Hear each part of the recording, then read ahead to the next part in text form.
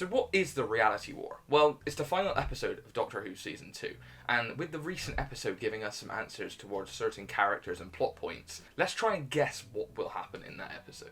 This video today will go through every detail that we have been given so far this season that could tie into the finale, trying to piece them together, maybe even utilising fan theories to figure out what is going to happen in the finale. Now, spoilers from here on. I don't want to be the one that ruins the Interstellar Song Contest for you. There are key moments in that you do not want to get spoiled on, so do not watch further as much as I want you to. Hopefully this has been long enough to give you a chance to leave, so I'm going to continue.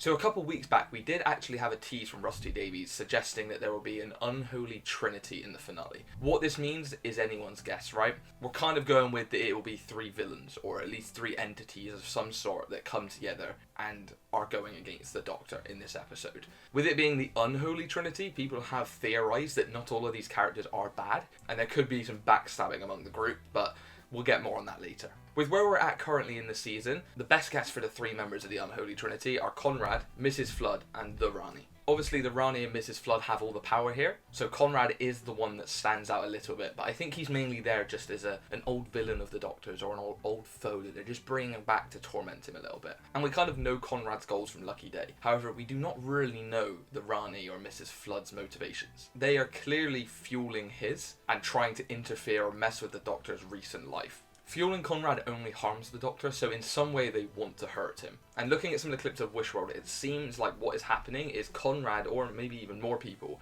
are having all of their wishes come true. With the Doctor Who Unleashed special clip actually being quite interesting. With a wish coming true, but maybe not Conrad's, as it sounds like he's telling the story of Gallifrey, and specifically the Rani and the Doctor's relationship. Considering he's all about muting and trying to act like aliens do not exist, the fact that he is actively telling this story means something interesting has taken a turn here. But ultimately, if he's telling that story, and with the wish concept, Conrad somehow is being given power by them. It really does seem like there's some reality-bending stuff going on here. Very much like the Toymaker from the 60th anniversary and the Pantheon in general, which has had such a focus this era that it has to come back in some way. And for me, I think that Rani has potentially found a way of harnessing each of the gods' abilities, or at least some of the Pantheon's abilities. Whether this be through directly harnessing them, or having the Pantheon themselves use the Rani, like allow the Rani to use their abilities, I'm not exactly sure currently, but I think that's what's happening. I think the gods have to be relevant, and I think she is using them in some way. Now, I haven't personally seen any of the Rani episodes yet. I'm still working through Classic Who. I'm at the 3rd Doctor. But from what I do know from research, she is some sort of biochemist that messes around with just any species biology. I don't think she has messed with Time Lords though, and that's where I think she may have worked and created by generation. I don't know exactly how it's going to tie into the greater story as such, but I don't see by generation as a permanent thing, and or a thing that's just never going to be explained. Sure, we had Shooty in the 60th anniversary just say it's a myth and it somehow just happened. I doubt that. I don't think you can have something like that happen out of nowhere. And now that we've seen the Rani bigenerate, there has to be more to it. We can't have both of these characters just happen to bigenerate at the same time roughly. It wouldn't make any sense. Now, I honestly think the motivation for her doing this could be after the Timeless Child reveal. I don't know the Rani's motivations again from Classic Who, but knowing one of your old enemies, the Doctor, is the founder essentially, the original of Time Lord regeneration, I think that would sting a little. And as a scientist, I feel like she may have something to say about that. And maybe she invented bigeneration as a way to have her own stamp on the history of the Time Lords. I like the idea of having the Rani bigenerate though,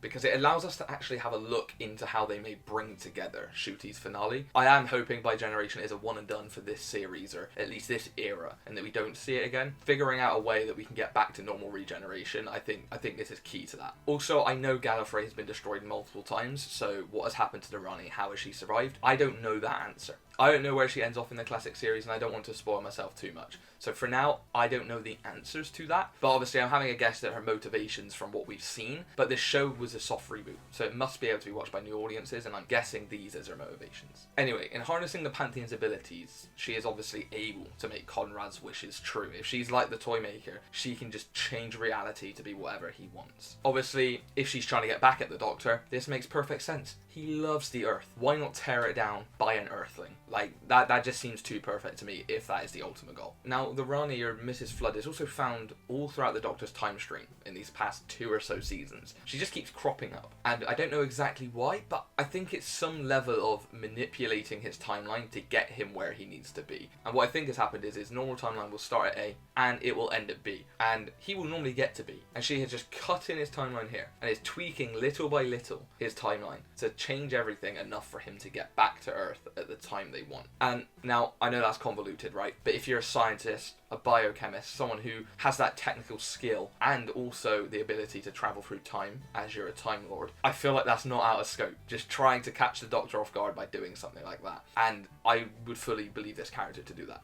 Now, in doing this, with the reality manipulation powers, I feel like that is where we keep getting the story inconsistencies. And now, okay, I'm not giving an excuse to plot holes, okay? But there are so many little things that don't make perfect sense throughout both seasons, and I think it may be intentional. And I also think it's going to be where Mrs. Flood or the Rani slips up and the Doctor catches them. Like, we have so many of these story mistakes, right? Let's go through some of these. The snow with Ruby, right? Where's that came from? We also have Ruby with the music in the Devil's Chord. What's up with that? We also have Ruby's mother pointing to the sign. What's that all about? I know in the episode it's explained, but is it? I'm pretty sure it's just the Doctor that says, no, she must have done this. She must have pointed at the sign. So maybe that's just the Doctor saying it's most likely this. That is a plot hole, but maybe an accidental one from Mrs. Flood's part. Then we also have Poppy, that is from Space Babies, appearing in the story in the engine. And there's just so many random things that keep happening that are really weird, that the Doctor overlooks, but no audience member overlooks. And so when you've got that, sure, that is technically just a plot hole, but there's just too many, and the fact that it's meant to be a 2-season arc, it feels like it has to be intentional to some level. You're gonna say it's just cope, it probably is, okay? Her making all of these changes though, manipulating the Doctor's story, I think has caused these issues. She's changed too much that there have been other repercussions and also accidental spillages of reality manipulation. She's clearly a novice in using it, and in doing so, yes, she's getting the Doctor to the end result and the end destination, but not without mistakes. And again, I think that will be her downfall. Obviously, a very popular theory originally was that she was going to be a god of stories of some sort. And in a way, I think they kind of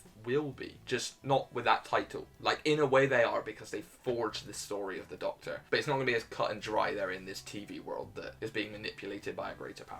I actually think that Bi-Generation may have been created through the use of these godlike powers. And so their ultimate goal is to not only infuse their own version of regeneration to change Time Lord DNA and history, much like the Doctor is with the Timeless Child, but also to bring Gallifrey back and have her be the new Timeless Child, the new originator. With Gallifrey in ruins, she might want to be rebuilding it, and maybe even through Earth, but doing it this way will be built in her name, with her history. Now, like I mentioned right at the start, I think this will not go through, and we will have the popular theory of Mrs. Flood turning on the Rani. Also, I don't know if this is just me, but it does feel like there's 2 entirely different Mrs. Floods walking around. One that's pre-Reality War and post-Reality War. But this does actually line up with a theory I had about Bi-Generation over a year ago now, in which the physicality of the clothes separating between the 2 incarnations kind of reflects the separating of the character's personality traits. And I think that has happened here, as we see with obviously the 2 personas of the Mrs. Flood and the Rani. I think that is also seen here with the pre and post versions of Mrs. Flood, as we have a version of her who just seems to be sitting back and following the story, and we have a version of her who is actively trying to track the Doctor. Potentially they could be the same person. Maybe in some of them she is just observing because she doesn't need to change anything, and others she has to get more involved. But I do wonder if we will end the episode with Mrs. Flood still being around. Potentially we could actually see Gallifrey back with the Rani being defeated anyway, and I would really enjoy that. I don't think we've had enough of Gallifrey in the modern era. I really just want to see more of it, and it's such a shame that it hasn't been about, and I would love if they did that this season. Also,